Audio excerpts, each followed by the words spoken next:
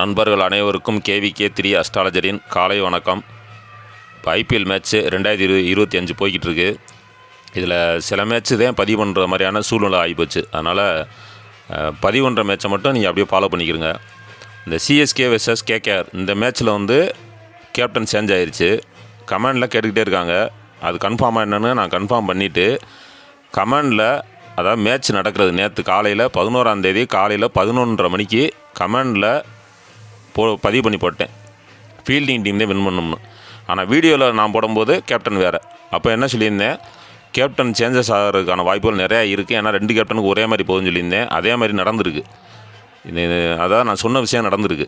Captain change ஆகிட்டார். அப்போ நீங்கள் என்ன செய்யணும், நான் முன்னாடி உள்ள சப்ஸ்கிரைபருக்கு தெரியும், கமெண்டில் போய் கேப்டன் சேஞ்சஸ் வந்துச்சுன்னா கமெண்டில் செக் பண்ணி பாருங்கள் அப்படின்றீங்க.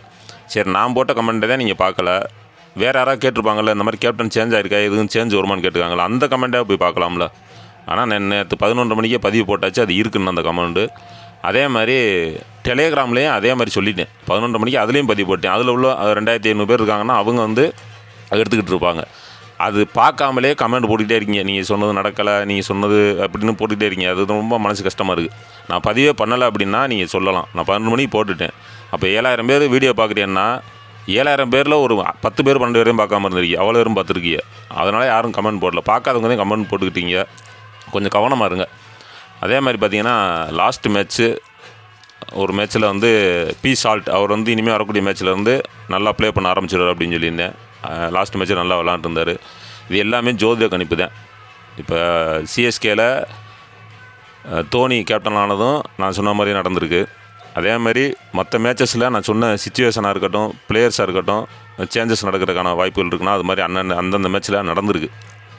நீங்கள் கொஞ்சம் பொறுமையாக தான் ஃபாலோ பண்ணணும். ஏன்னா அவர் எல்லா மேட்சும் சொல்ல மாட்டேங்கிறாரு அப்படின்னு சொல்லி என் மேலே நீங்கள் கோவப்படுறதுக்கு அர்த்தமே கிடையாது.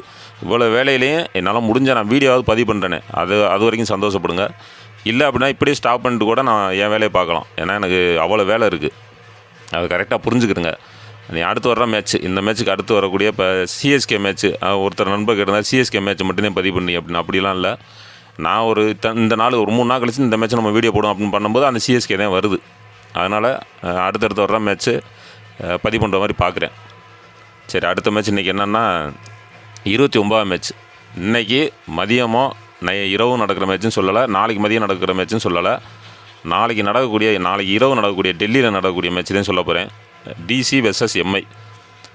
இனி 2 நட்சத்திரம் வரும்.